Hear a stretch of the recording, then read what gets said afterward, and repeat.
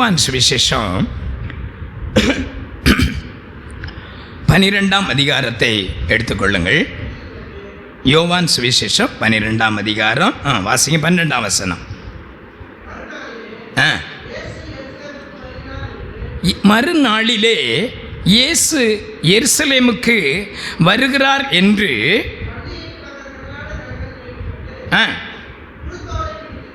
குருத்தோலைகளை பிடித்து கொண்டு அவருக்கு எதிர்கொண்டு போகும்படி புறப்பட்டு, ஓசன்னா, கர்த்தருடைய நாமத்தினாலே வருகிற இஸ்ரவேலின் ராஜா ஸ்தோத்தரிக்கப்பட்டவர் என்று சொல்லி ஆர்ப்பரித்தார்கள். ஒரு அல்லேலூயா சொல்லுமா? அல்லேலூயா.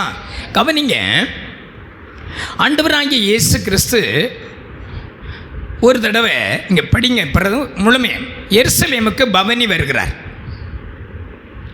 அந்நாட்களில் இஸ்ரவேல் தேசத்தில் பஸ்கா பண்டிகையை ஆசரித்து கொண்டிருக்கிறாங்க. இயேசுவும் அந்த பஸ்கா பண்டிகைக்கு வந்திருந்தார். ஒரு அல்லேலூயா சொல்லுங்களா? 37ஆம் வசனம், 7ஆம் அதிகாரம் 37ஆம் வசனம் வாசிங்க. இயேசு அந்த பஸ்கா பண்டிகைக்கு வந்திருந்தார் என்பதற்கு ஒரு எவிடன்ஸ், ஒரு ஆதாரத்தை நான் கொடுக்குறேன். வாசிங்க. பண்டிகையின் கடைசி நாளாகிய அந்த பஸ்கா பண்டிகை இஸ்ரவேல் ஜனங்கள் பயங்கரமாக கொண்டாடுவார்கள். அந்த பஸ்கா பண்டிகையின் கடைசி நாளிலே,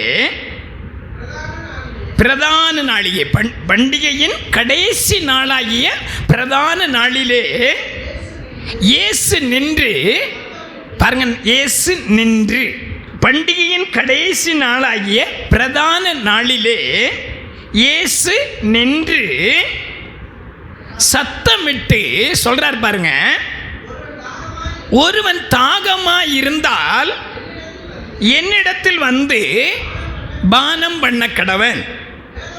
வேத வாக்கியம் சொல்லுகிறபடி என்னிடத்தில் விசுவாசமாய் இருக்கிறவன் எவனோ அவன் உள்ளத்தில் இருந்து ஜீவ தண்ணீர் உள்ள நதிகள் ஓடும் என்றார். இயேசு சொல்றார். பாருங்க, நல்லா கவனிங்க. தம்மை விசுவாசிக்கிறவர்கள் அடைய போகிற ஆவியை குறித்து இப்படி சொன்னார். ஒரு அல்லேலூயா சொல்லுங்களா? ஆனால் இயேசு அந்த ஆவியை குறித்து சொல்லும் போது, இந்த ஆவியை குறித்து பேசும் பொழுது, இந்த பரிசுத்த ஆவி என்ன செய்யப்படவில்லை? ஊற்றப்படவில்லை.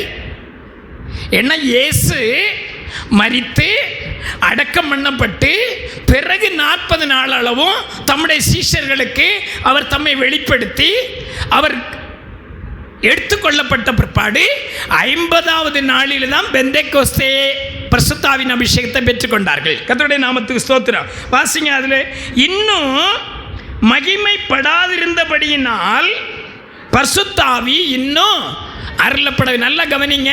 இயேசு அந்த பண்டிகையில் சொல்றாரு, அவர் பிறகு ஃபியூச்சர் இந்த பரிசுத்த ஆவியை அவர் ஊற்ற போகிறார். நமக்கு தெரியும், 120 பேர் கூடியிருந்த இடத்துல அந்த பரிசுத்த ஆவி என்ன செய்ய ஊற்றப்பட்டது.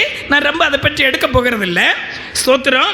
ஆனால் அங்கே சொல்றார், தம்மை விசுவாசிக்கிறவர்கள் அடைய போகிற ஆவியை குறித்து இப்படி சொன்னார். இயேசு இன்னும் மகிமைப்படாதிருந்ததினால்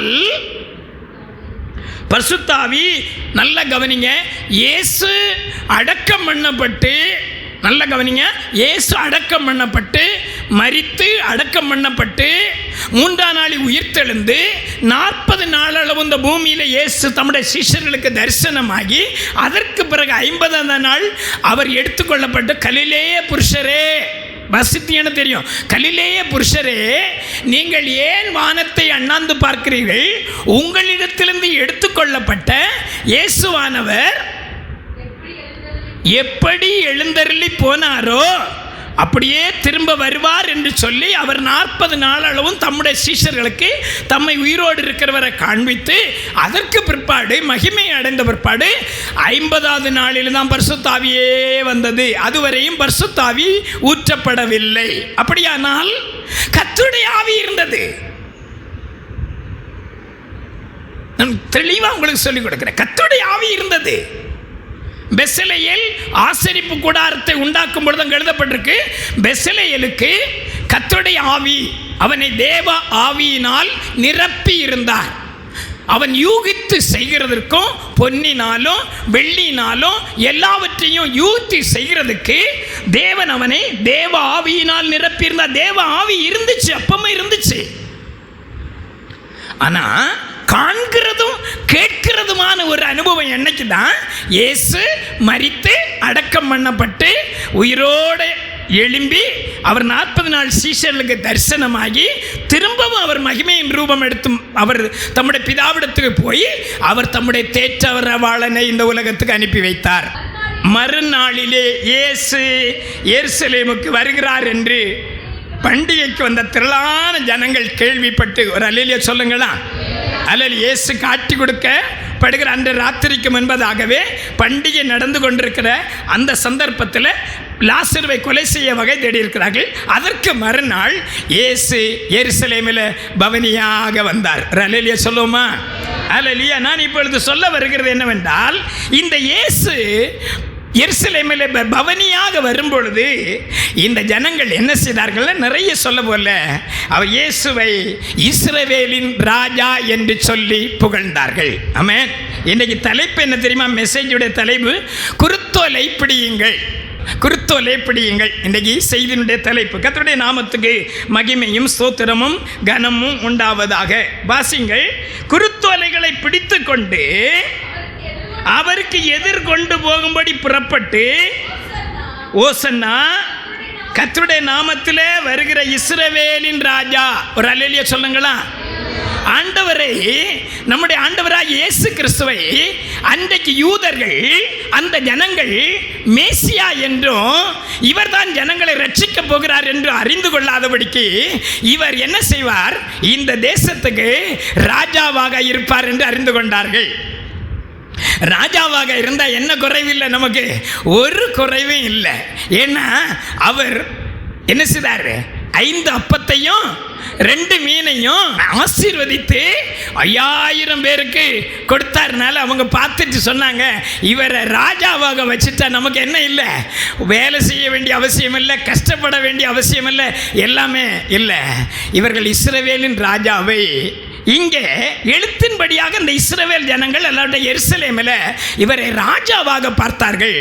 ஆனால் சகரியா என்கிற ஒரு தீர்க்கதரிசியை பாருங்க எப்படி பார்த்திருக்கிறார். அதை தான் இப்பொழுது உங்களுக்கு சொல்லிக் கொடுக்க போகிறேன். வாசிங்க. 9ஆம் அதிகாரம் சகரியா 9:9 என்னோடு கூட திருப்புங்கள்.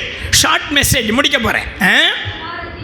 சீயோன் குமாரத்தியே மிகவும் களிகூறு, எருசலேம் குமாரத்தியே கெம்பீரி, இதோ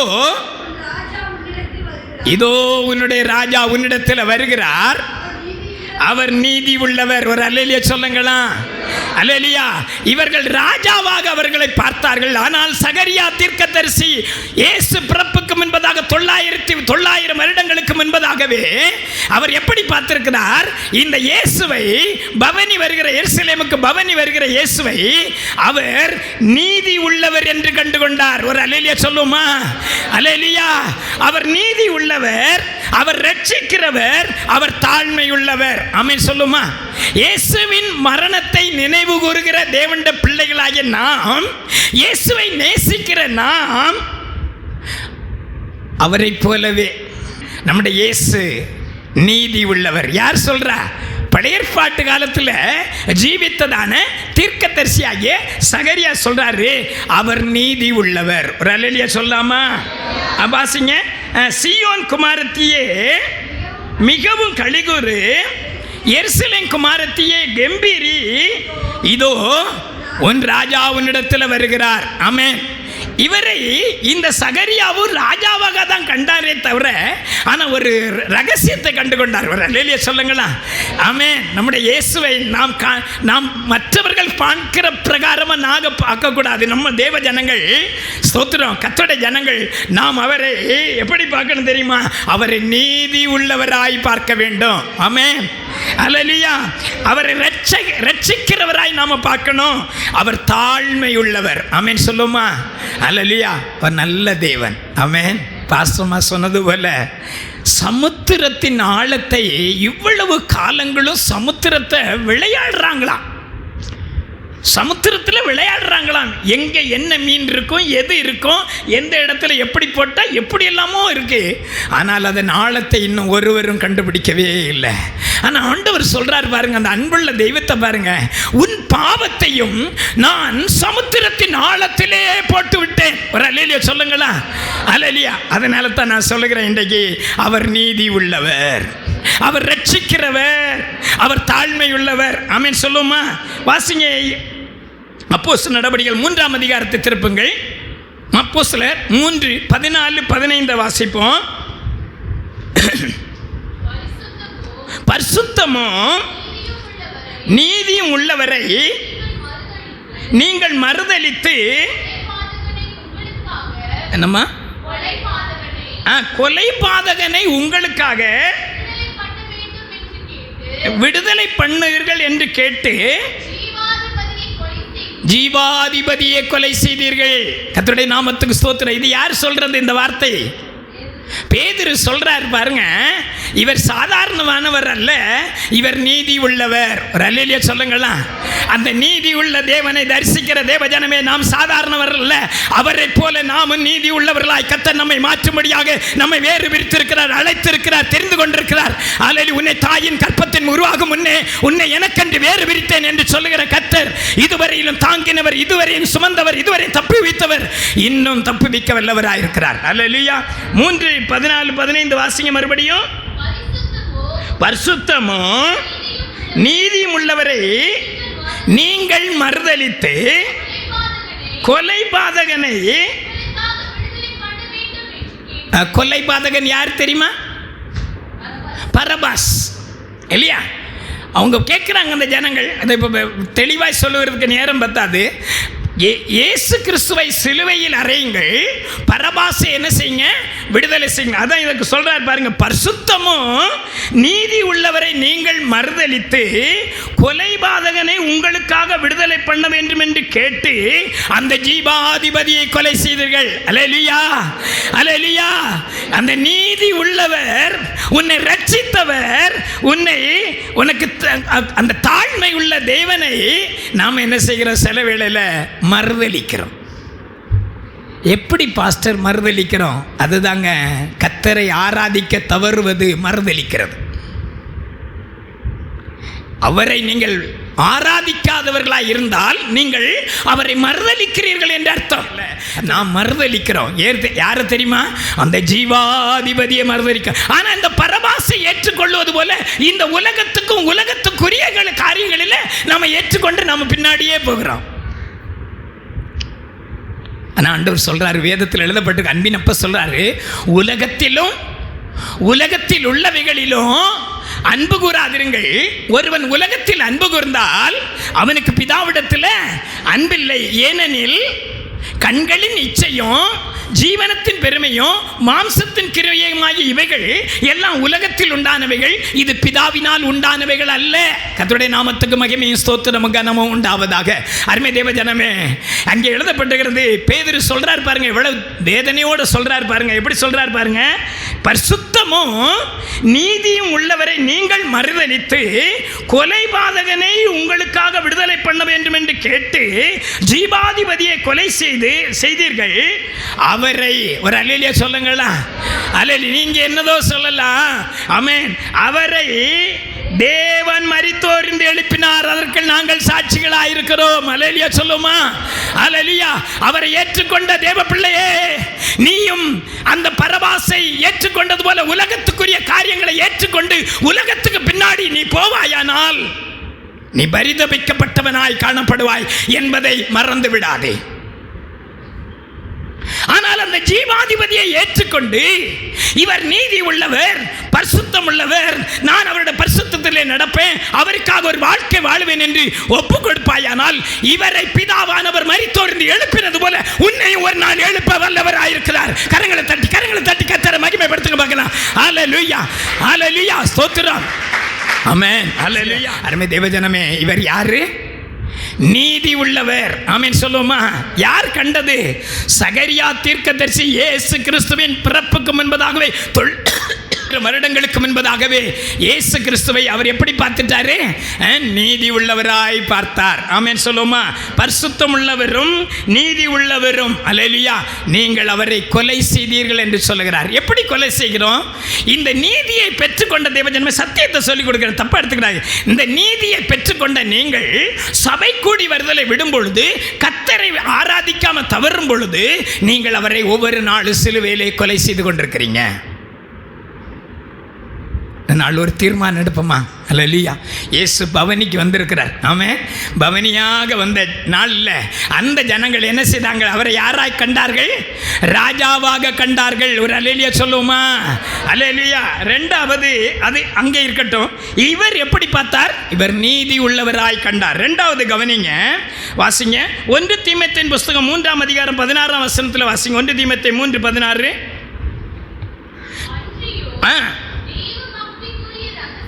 தேவ பக்திக்குரிய ரகசியமானது யாவரும் ஒப்புக்கொள்ளுகிறபடி மகா மேன்மை உள்ளது. தேவன் மாம்சத்திலே வெளிப்பட்டார், ஆவியிலே நீதி உள்ளவர் என்று விளங்கப்பட்டார், தேவதூதர்களால் காணப்பட்டார், புறஜாதிகளுக்கு பிரசங்கிக்கப்பட்டார், உலகத்திலே விசுவாசிக்கப்பட்டார், மகிமையிலே எடுத்துக்கொள்ளப்பட்டார். ஒரு அல்லேலூயா சொல்லுங்களா? ஒரு அல்லேலூயா சொல்லுங்களா? அல்லேலூயா. அவரை நம்புகிற நாமும் கூட ஒரு நாள், கடைசி வார்த்தை சொல்லப்பட்டிருக்கு, அவர் மகிமையிலே வெளிப்பட்டது போல நாமும் அவரோடு கூட மகிமையிலே வெளிப்படும்படியாக கர்த்தர் நம்மை அழைத்திருக்கிறார். அல்லேலூயா. அருமை தேவஜனமே, அவர் எப்படி? ஆவியில் வாசிங்க. அன்றியும் தேவ பக்திக்குரிய ரகசியமானது யாவரும் ஒப்புக்கொள்ளுகிறபடியே மகா மேன்மை உள்ளது. ஒரு அல்லேலூயா சொல்லுங்களா? தேவன் எப்படி வெளிப்பட்டார்? மாம்சத்தில் வெளிப்பட்டார். ஏன் அவர் மாம்சத்தில் வெளிப்பட்டார் தெரியுமா?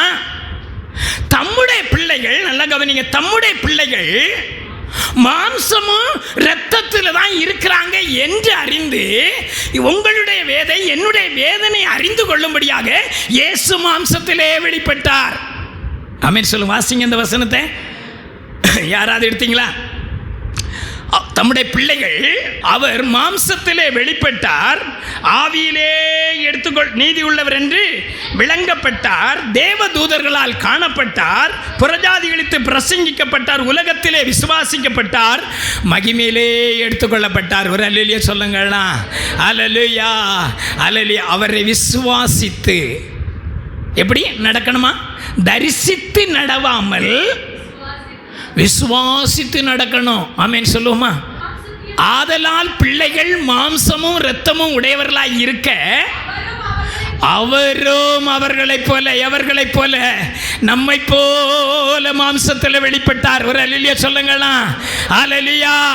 அவருக்கு தெரியும், நம்முடைய வேதனை தெரியும், இந்த சரீரத்தில் இருக்கிற வேதனை தெரியும்.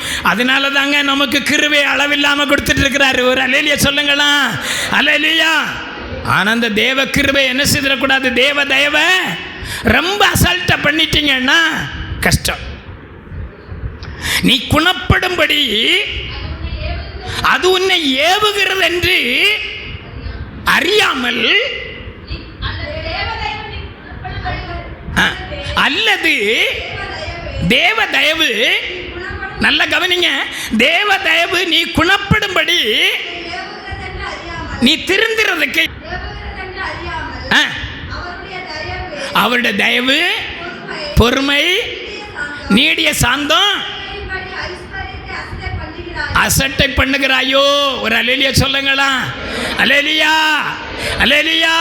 நமக்கு எல்லா இடத்துக்கும் போகிறதுக்கு நேரம் இருக்குது, எல்லா வேலையும் செய்ய நேரம் இருக்கு. ஆனால் எங்கே மட்டும் வர்றதுக்கு நேரம் இல்லை, கர்த்தருடைய சமூகத்துக்கு மட்டும். ஆனாலும் இரக்கமுள்ள தேவனை குறித்து நீ அசட்டை பண்ணி அசட்டை பண்ணி அசட்டை பண்ணி அசட்டை பண்ணி வாயானால் கடைசியில் சிக்கல் வந்துடும். தண்டனைக்கு சொல்றார் ஆண்டவர் பைபிளில், கர்த்தர் கொடுக்கிறார். நான் உன்னை விசாரிக்கும் நாளில் உன் கைகள் திடமாய் இருக்குமோ, உன் இருதயம் தாங்குமோ? நீ வேணா சாக்கு போக்கு பலது சொல்லலாம். நமக்கு எல்லாத்துக்கும் லீவு கிடைக்கும், ஃபங்க்ஷனுக்கு போக லீவு கிடைக்கும், எல்லாம் கொடுப்பாங்கங்க, எல்லா டிபார்ட்மெண்ட் கூட. ஆனால் நமக்கு எதுக்கு மட்டும்தான் கிடைக்காது?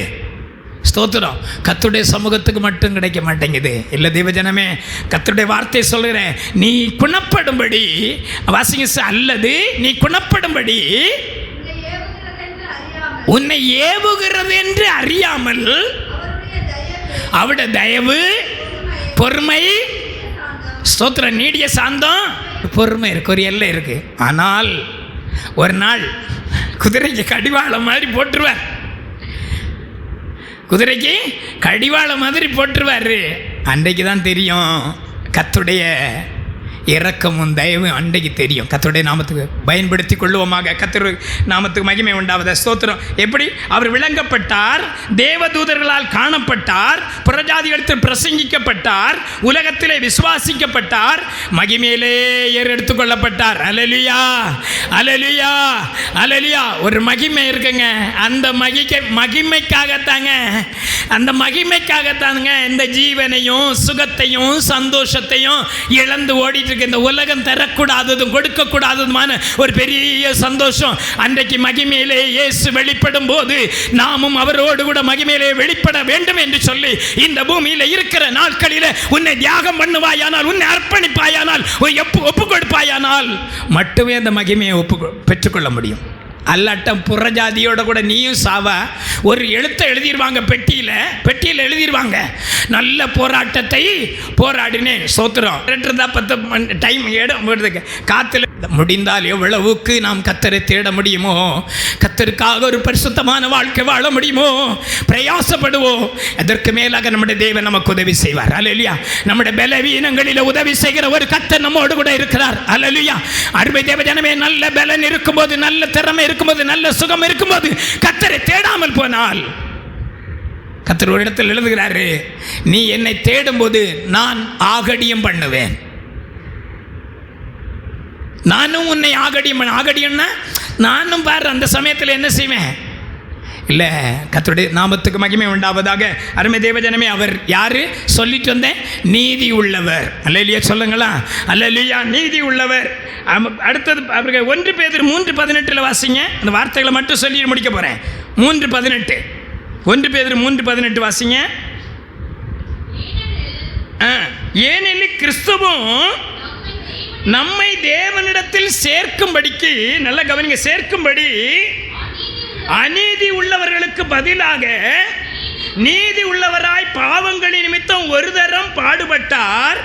அவர் மாம்சத்தில் கொலையுண்டு ஆவியிலே உயிர்ப்பிக்கப்பட்டார். அந்த ஆவியிலே அவர் போய் காவல் உள்ள ஆவிகளுக்கு பிரசங்கித்தார். கர்த்தருடைய நாமத்துக்கு மகிமை உண்டாவதாக. நீங்கள் நோட் பண்ண வேண்டியது, அவர் நீதி உள்ளவர் என்பதை காண்பிக்கும்படியாக. கர்த்தருடைய நாமத்துக்கு ஸ்தோத்திரம். இரண்டாவது, இந்த சகரியா இந்த எருசலேமிலே பவனி வரப்போகிறதான தேவனுடைய அந்த ராஜாவை எப்போதோ பார்த்துட்டார், தீர்க்க தரிசனமாக சொல்லிட்டாரு. அவர் எப்படிப்பட்டவர்? ரட்சிக்கிறவர். ஒரு அல்லேலூயா சொல்லுங்களா. அல்லேலூயா. வாசிங்க, அப்போஸ்தலர் நடபடிகள் 4ஆம் அதிகாரம் 12ஆம் வசனத்தை வாசிங்க. 4:12. அப்போஸ்தலர் 4:12. அவராலே அன்றி வேறு ஒருவராலும் ரட்சிப்பு இல்லை. வாசிங்க.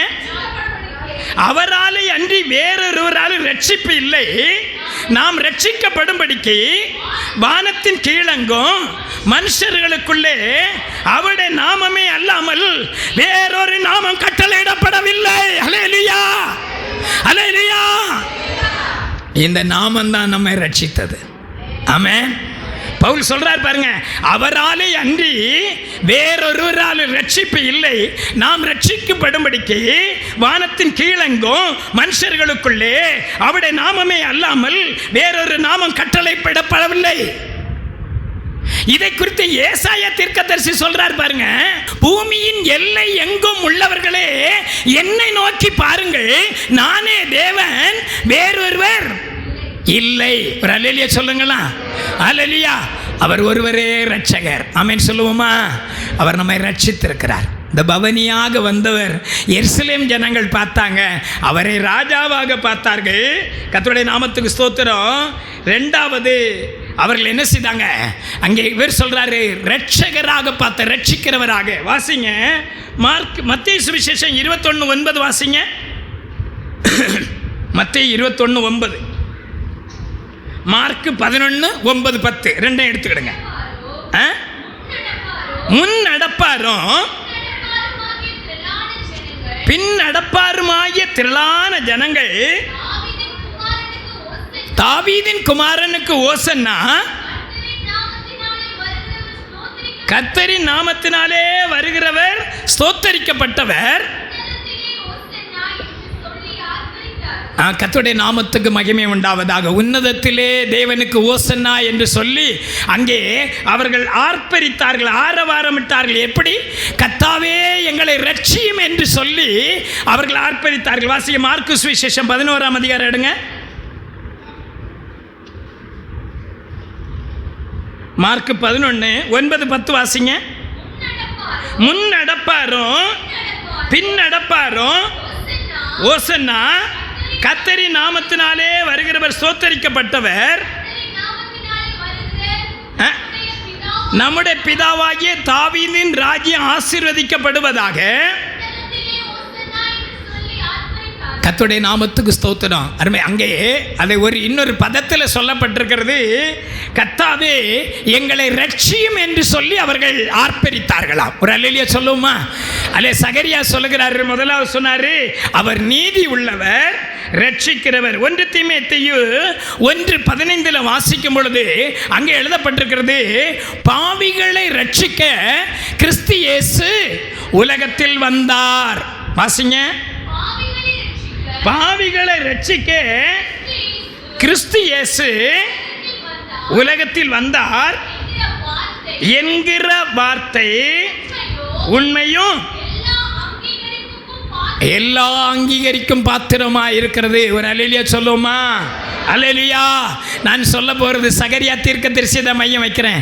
அவர் எருசலேமுக்கு பகுதியில் வரப்போகிறார். அடுத்து சொல்றார் இல்லையா? அவரே சொன்னார் இல்லையா? கழுதையின் மேலும் கழுதை குட்டியாகிய மரியின் மேலும் இவர் ஏறி வருகிறார். ஆமென் சொல்லுமா? அல்லேலூயா. சகரியா சொன்னது உண்மையா இல்லையா? அவர் நடந்து வந்தாரா? கழுதை மேலே ஏறி வந்தார் இல்லையா? அல்லேலூயா. அவர் அந்த கழுதையை தெரிந்து கொண்டது எதுக்குன்னு கேட்டிங்கன்னா, நம்மை ரட்சிக்கும்படியாக. ஆமென். அல்லேலூயா. அவர் ஒரு தாழ்மையின் ரூபம் எடுத்தார். இருக்கிறதுலே அந்த காலத்தில் கழுதையை கழுதை கழுதைன்னு சொல்லுவாங்களாம். நம்ம வீட்டில் நாம் சில வேளை பேசுவோம் இல்லையா? நம்ம பிள்ளைகளை பார்த்து சொல்லுவோமா? அப்படி இல்லை, எருமைன்னு சொல்லுவோம், கழுதைன்னு சொல்ல மாட்டோம்னு நினைக்கிறேன். சோத்திரம். சொல்லாமல் இருந்தது வரையிலும் பரவாயில்ல. கர்த்தருடைய நாமத்துக்கு மகிமை உண்டாவது. அருமை தேவஜனமே, இந்த நாட்களில் இங்கே சகரியா தீர்க்கதரிசி காண்கிற அனுபவத்தை நான் இன்னும் என்னுடைய கண்களுக்கு முன்பாக கொண்டு வருகிறேன். அவர் நீதி உள்ளவர், அவர் ரட்சிக்கிறவர். மூன்றாவது பார்த்தீங்கன்னா அவர் தாழ்மை உள்ளவர். அல்லேலூயா சொல்லுவோமா? மத்தேயு சுவிசேஷம் 11ஆம் அதிகாரம் 29ஆம் வசனம் வாசிங்க. மத்தேயு 11:29 அவர் எப்படிப்பட்டவர்னு எழுதப்பட்டிருக்கு. மத்தேயு, நான் சாந்தமோ மனத்தாழ்மையுமா இருக்கிறேன், என் நுகத்தை உங்கள் மேல் ஏற்றுக்கொண்டு என்னிடத்தில் கற்றுக்கொள்ளுங்கள், அப்பொழுது உங்கள் ஆத்துமாக்களுக்கு இளைப்பாறுதல் கிடைக்கும். என் நுகம், ஒரு அல்லேலூயா சொல்லுங்க, என் நுகம் மெதுவாயும் என் சுமை லகுவாயும் இருக்கிறது. அல்லேலூயா. லூக்கா சுவிசேஷத்தில் வாசிக்கும் பொழுது 19:10 எழுதப்பட்டிருக்கிறது, இழந்து போனதை தேடவும் ரட்சிக்கவுமே மனுஷகுமாரன் உலகத்துக்கு வந்தார். ஒரு அல்லேலூயா சொல்லுவோமா? அல்லேலூயா. ஒன்று, அவர்கள் இஸ்ரவேலின் ராஜா என்று புகழ்ந்தார்கள். இரண்டாவது, அவர்கள் கர்த்தாவே ரட்சியும் என்று ஆரவாரமிட்டார்கள். மூன்றாவது, அவர்கள் தங்கள் வஸ்திரங்களையும் விரித்து, ஒரு அல்லேலூயா சொல்லுங்களா? அல்லேலூயா, இயேசுவை அழைத்தார்கள். ஆமென், ஆமென். உனக்கு உண்டானதை எல்லாவற்றையும், அவன் ஒரு மனுஷன் பாருங்க, அந்த பொக்கிஷத்தை அறிந்து கொள்வடியாக தனக்குண்டானது யாவற்றையும் அவன் என்ன செய்தானா? விற்றான் என்று எழுதப்பட்டிருக்கிறது. அன்புக்குரிய தேவஜனமே, இந்த எருசலேமுக்கு பவனி வந்ததான இந்த மனுஷர், இந்த தேவன் வேறு யாருமல்ல, அவர் உன்னையும் என்னை ரட்சிக்கும்படியாக. கர்த்தருடைய நாமத்துக்கு மகிமை உண்டாவதாக. பிலிப்பியருக்கு எழுதின நிருபம் 2ஆம் அதிகாரம் 8ஆம் வசனத்தில் இவரை குறித்து எப்படி எழுதப்பட்டிருக்கு பாருங்க. அங்கே இந்த அப்போஸ்தலனாகிய பவுல் பிலிப்பியருக்கு தன்னுடைய நிருபத்தில் எப்படி எழுதுகிறார் பாருங்க. அவர் வாசிங்க. அவர் மனுஷ ரூபமாய் காணப்பட்டு மரண பரியந்தம் அதாவது சிலுவையின் மரண பரியந்தம் கீழ்ப்படிந்தவராகி தம்மை தாமே தாழ்த்தினார். அல்லேலூயா. ஆதலால் அடுத்த வசனம், தேவன் எல்லாவற்றுக்கும் மேலாக உயர்த்தினார். அல்லேலூயா, அல்லேலூயா. நம்முடைய இயேசு, சகரியா சொல்றார், அவர் நீதி உள்ளவர். நாமும் அவரை பின்பற்றுகிற குருவை தொடரும் சீஷர்களும் அவரை போல மாறணும்னா கர்த்தர் எனக்குள்ளே உங்களுக்குள்ளே ஒரு நீதியை கர்த்தர் எதிர்பார்க்கிறார். ஆமென் சொல்லுவோமா? ரெண்டாவது, அவர் ரட்சிக்கிறவர், நாமும் அநேகரை ரட்சிக்கிற ஒரு பாத்திரமாய், ஒரு கிருபையின் பாத்திரமாய், ஒரு விலையேறப்பெற்ற பாத்திரமாய் நம்மை மாற்றப்பட வேண்டும். கர்த்தருடைய நாமத்துக்கு ஸ்தோத்திரம். மூன்றாவது, அவர் தாழ்மை உள்ளவராய் காணப்பட்டார். கர்த்தருடைய நாமத்துக்கு ஸ்தோத்திரம். அருமை தேவஜனமே, இந்த பஸ்கா பண்டிகை குறித்து நீங்கள் படித்து கொள்ள வேண்டுமானால் நீங்கள் போய் வாசித்து கொள்ளுங்க. இந்த பஸ்கா பண்டிகைக்கு என்ன செய்யணும்னா, அங்கே இந்த பஸ்கா பண்டிகைக்கு அவர்கள் தங்களை தியாகமாய் அர்ப்பணிப்பார்களாம். இவை லேவியர் ஆகமத்தில் எழுதப்பட்டிருக்கிறது. 23ஆம் அதிகாரம் 40ஆம் வசனத்தை உங்களுக்கு வாசித்து காட்டுறேன். அது பஸ்கா பண்டிகை குறித்து தான் சொல்லப்பட்டிருக்கிறது. லேவியர் ஆகமம் 23:40. முதல் நாளிலே அலங்காரமான விருட்சங்களின் கனிகளையும் பேரிச்சின் ஓலைகளையும் தழைத்திருக்கிற விருட்சங்களின் கிளைகளையும் ஆற்றல் அரிகளையும் கொண்டு வந்து உங்கள் தேவனாகிய கர்த்தருடைய சந்நிதியில் 7 நாள் மகிழ்ச்சியார்கள். அந்த பண்டிகை 7 நாள் நடக்கும். அல்லேலூயா. இந்த பஸ்கா பண்டிகை 7 நாள் நடக்கும். அதனால தான் கடைசி நாளில், அந்த பண்டிகையின் கடைசி நாள், அவங்களுடைய கணக்கின்படி எத்தனாவது நாள்? அது 7வது நாள். ஒரு அல்லேலூயா சொல்லுங்களேன். இந்த 7 நாளும் அவர்கள் கொண்டு வந்தது போல சோத்திரம். இந்த 6 காலங்கள் இப்போ ஓடிக்கொண்டிருக்கு. இந்த கிருபையின் காலம் 6வது காலம். ஒரு அல்லேலூயா சொல்லுங்களேன். 7வது ஒரு காலம் வரப்போகிறது. அந்த காலம் இயேசு வரப்போகிற காலம். ஒரு அல்லேலூயா சொல்லுங்களா. அந்த இயேசு வரப்போகிற காலத்துக்கு முன்பதாக இந்த 6 காலங்களிலும் நாம் இந்த பூமியில என்ன செய்ய வேண்டும் என்று சொல்லி அங்கே எழுதப்பட்டிருக்கிறது. அலங்காரமான விருட்சங்களாக, கனிகளாக, பேரிச்சை ஓலைகளாக, தழைத்திருக்கிற விருட்ச கிளைகளாக ஆற்றல் எரிகளை கொண்டு வந்து உங்கள் தேவனாகிய கர்த்தருடைய 6 நாட்களிலும் நாம் நம்முடைய தேவனை எப்படியெல்லாம் பிரியப்படுத்த வேண்டுமோ, ஓய்வு நாள் கடைசி நாளில் இயேசு வந்தது போல, நின்று சத்தமிட்டது போல ஒரு சத்தம் 7வது நாள் பிறப்பிக்க போகிறது. அந்த சத்தம் யார் கொண்டு வருவான்னா, எக்கால சத்தம் ஊதுவாங்க. ஹல்லேலூயா. அந்த பழைய ஏற்பாட்டு காலத்தில் 6 நாள் பண்டிகைகளையும் அவர்கள் ஆசரித்தது போல இந்த கிருபையின் காலமாகி 6வது காலத்தில் நின்று கொண்டிருக்கிற கர்த்தருடைய பிள்ளையே, நீ கர்த்தரை எவ்வளவு காலங்கள் கொடுக்கப்பட்டு தெரியவில்லை. ஆனால் அந்த 7வது நாள் எப்பொழுது வரப்போகிறது தெரியவில்லை. அந்த நாளை குறித்து ஆண்டவர் சொல்லுகிறார், நினையாத நாளிலே இயேசு வருவார். அன்றைக்கு பண்டிகையின் கடைசி நாளை 7ஆம் நாளிலே இயேசு வந்து நின்று சொன்னாரு, சத்தமிட்டு சொன்னாரு, ஒருவன் தாகமாய் இருந்தார் என்னிடத்தில் வந்து பானம் பண்ண கடவன் என்று. ஆனால் இப்பொழுது ஆவியானவர், பரிசுத்த ஆவியானவர் சபைகளில் சொல்லிக்கொண்டே இருக்கிறார். இந்த 6வது காலத்தில் தாகமாயிருந்தால் என்னிடத்தில் வா, கிடைக்கிற நாளை கர்த்தருக்கென்று பயன்படுத்து. 1000 நாளை பார்க்கலும் உம்முடைய பிரகாரங்களில் செல்லும் ஒரு நாள் நல்லது. 7வது நாளில் இயேசு வந்து அங்கே பண்டிகையில் நின்றது போல இயேசு சீக்கிரம் வரப்போகிறார். அல்லேலூயா. இயேசு சீக்கிரம் வரப்போகிறார்.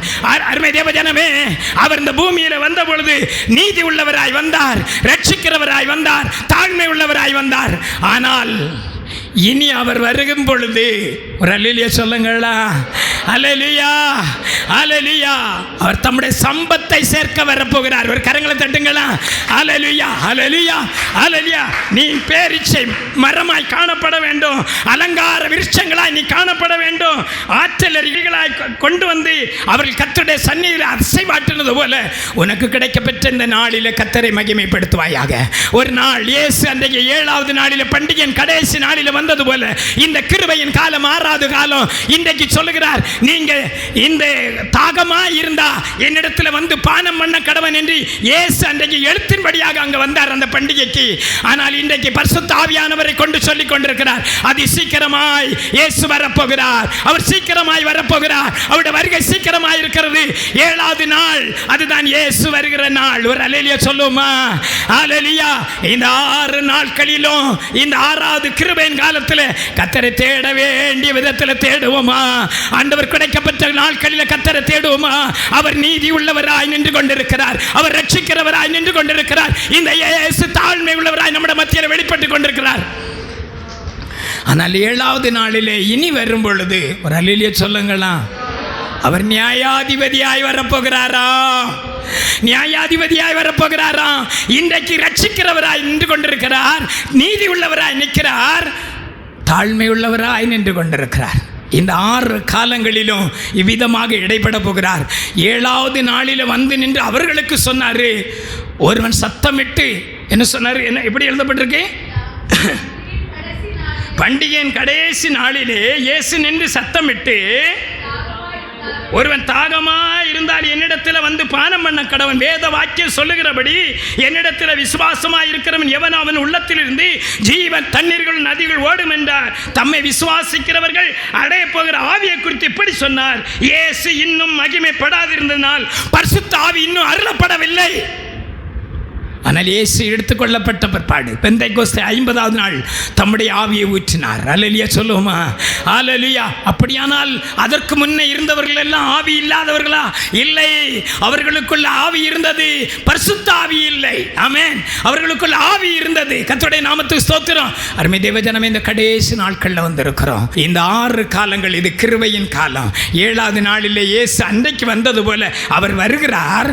ஆனால் தன்னுடைய சொந்த சம்பத்தை சேர்க்க வரப்போகிறார். அல்லேலூயா. நீங்களும் நானும் அவருடைய சொந்த சம்பத்தாய் மாறுவோமாக. கர்த்தர் தாமே நமக்கு உதவி செய்வாராக. அல்லேலூயா.